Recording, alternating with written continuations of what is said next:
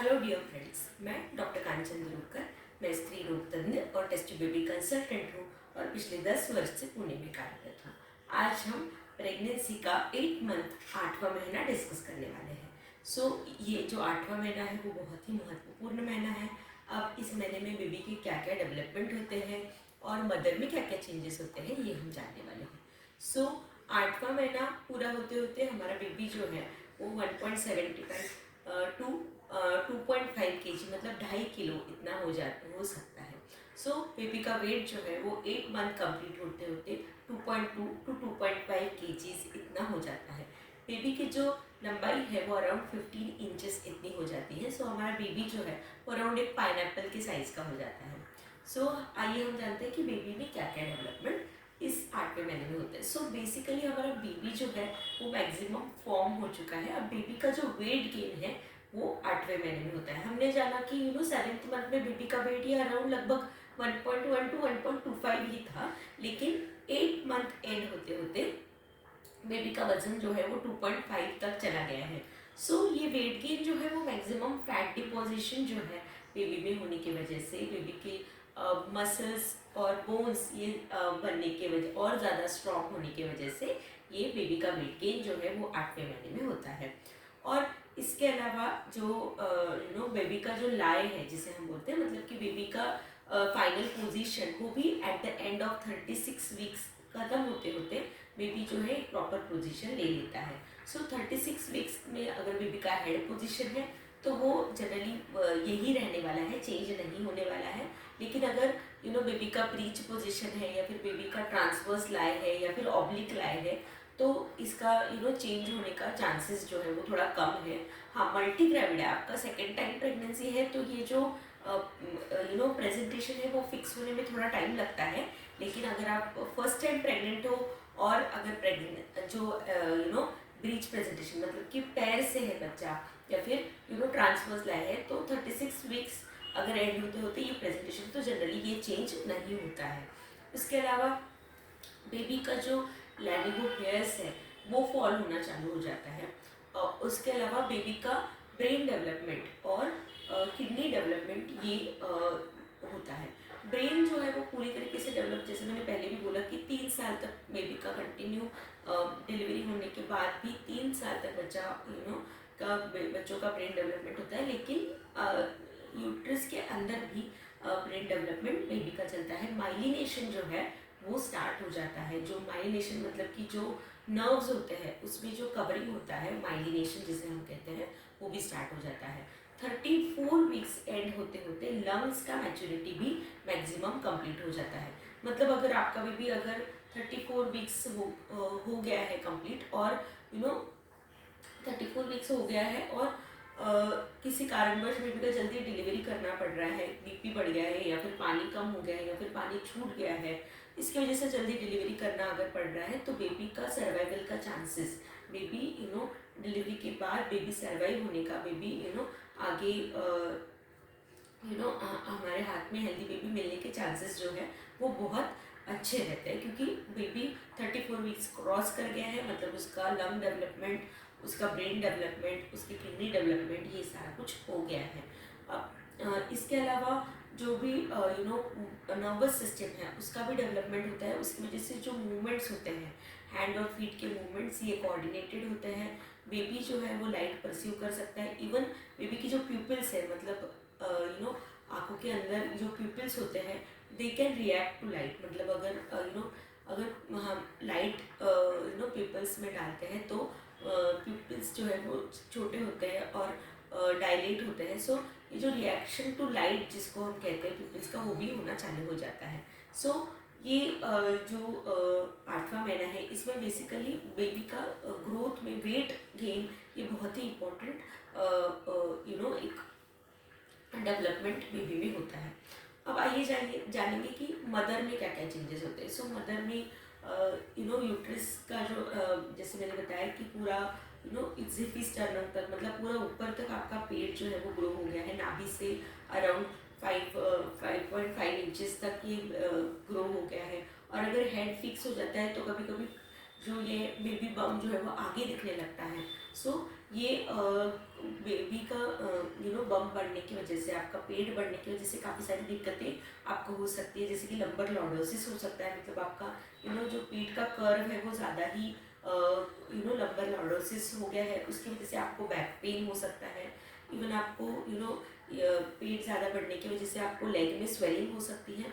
हर एक को ही लेग में स्वेलिंग होगी ऐसा नहीं है, पर आपको स्टैंडिंग अगर आपको ज़्यादा हो रहा है या फिर बेबी का वेट अगर ज़्यादा है तो आपको पैरों में सूजन हो सकती है। लेकिन जैसे मैंने हर ही वीडियो में बताया है कि आपको अगर पैरों में स्वेलिंग है और ऑल ओवर बॉडी भी स्वेलिंग है तो हमेशा हमने आपका बीपी बढ़ा है कि नहीं ये रूल आउट करना चाहिए, और यूरिन टेस्ट हमने करना चाहिए जिसमें कि प्रोटीन यूरिया है क्या ये देखना चाहिए, मतलब यूरिन में कुछ प्रोटीन सिक्रीशन तो नहीं हो रहा है, जो कि पीआईएच का मतलब प्रेगनेंसी इंड्यूस्ड हाइपरटेंशन का एक इम्पॉर्टेंट लक्षण होता है।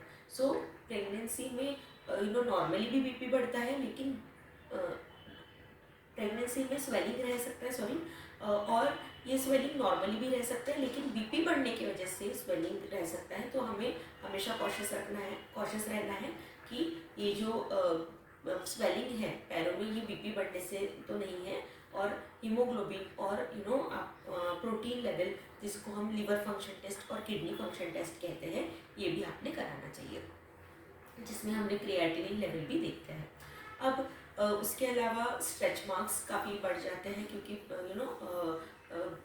जो एब्डोमेन जो है आपका एब्डोमिनल गर्थ बढ़ रहा है और स्किन स्ट्रेच हो रहा है, तो उसकी वजह से स्ट्रेच मार्क और इची बेली हो जाता है।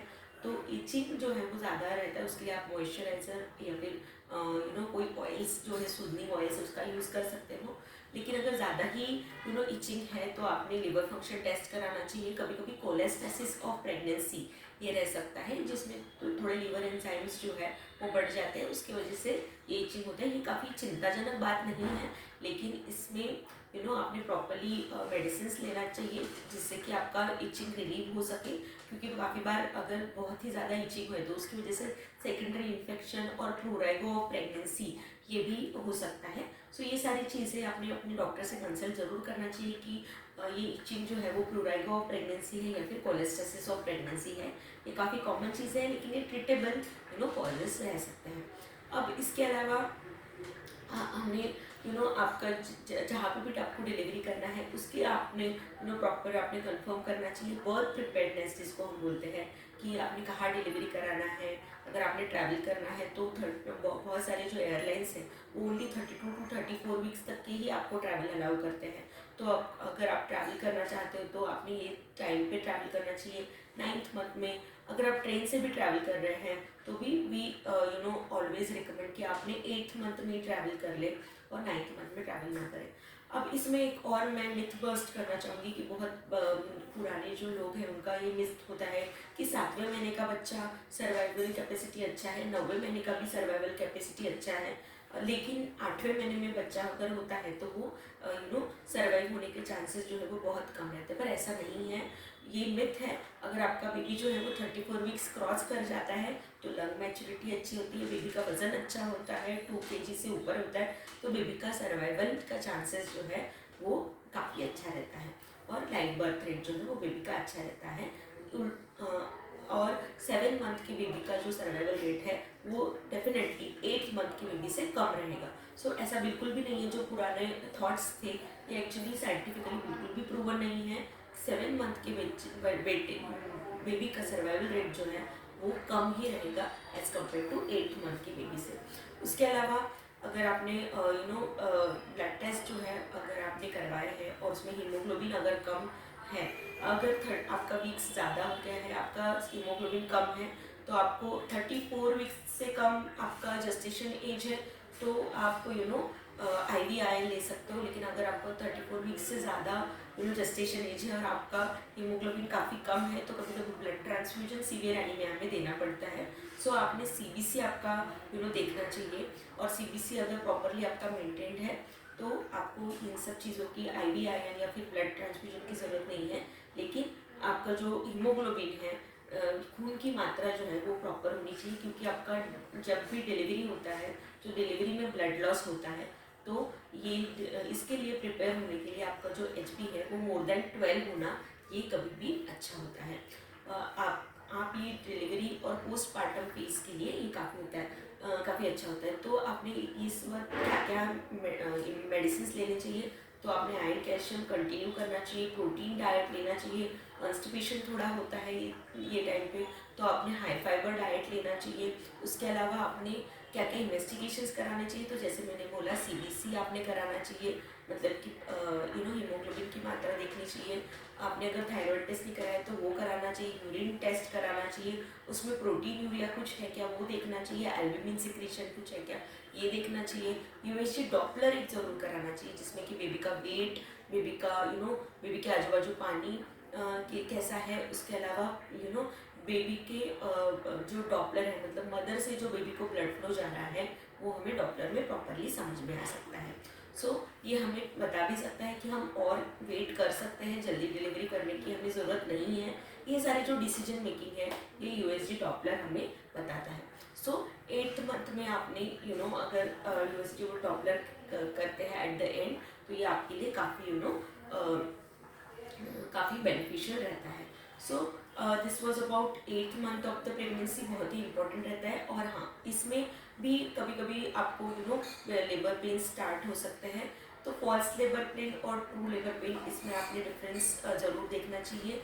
जो फॉल्स लेबर पेन रहता है वो इरेगुलर रहता है, और पेन जो है वो 3 to 4 टाइम्स होके वो सबसाइड हो जाता है ये पेन, और पेट जो कड़क हो रहा है वो इतना ज़्यादा कड़क नहीं होता है। लेकिन ट्रू लेबर पेन्स जो होता है वो रेगुलर इंटरवल्स पे पेन्स होता है, इसके साथ पेट कड़क होता है, पेन होता है, उसके साथ आपको स्टिकी डिस्चार्ज या फिर लीकिंग या फिर ब्लीडिंग हो सकता है। ये ट्रू लेबर पेन्स अगर आपको लगता है कि ये है, तो आपने तुरंत आपके डॉक्टर से, आपके ऑब्स्टेट्रिशियन से कंसल्ट करना चाहिए। और ऐसे कोई भी आपको सिम्टम्स लगते हैं कि आपको ब्लीडिंग हो रहा है, लीकिंग हो रहा है, म्यूकस डिस्चार्ज हो रहा है, पेन ज़्यादा हो रहा है, बैकेक ज़्यादा हो रहा है, ये सारी चीज़ों में आपने जल्दी से जल्दी आपके डॉक्टर से कंसल्ट करना चाहिए, क्योंकि these are the science of labour के आपको प्रसूति का जो पेन है वो चालू हो गया है, इसका ये साइन होता है। इस वीडियो में हमने 8th मंथ में मदर और बेबी के डेवलपमेंट के बारे में जाना। आई होप ये वीडियो आपको इन्फॉर्मेटिव लगा हो। अगर आपको वीडियो इन्फॉर्मेटिव लगते हैं तो ज़रूर हमारे चैनल को लाइक, शेयर और सब्सक्राइब कीजिए। Thank you so much.